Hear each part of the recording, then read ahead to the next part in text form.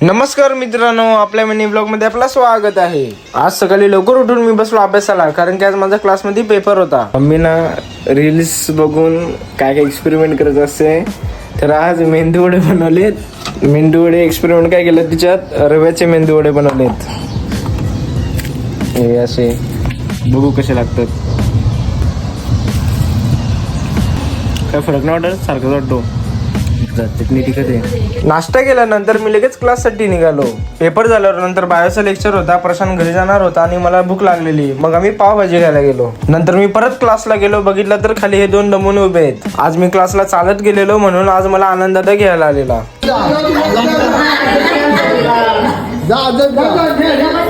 आपण संडेला जाऊ।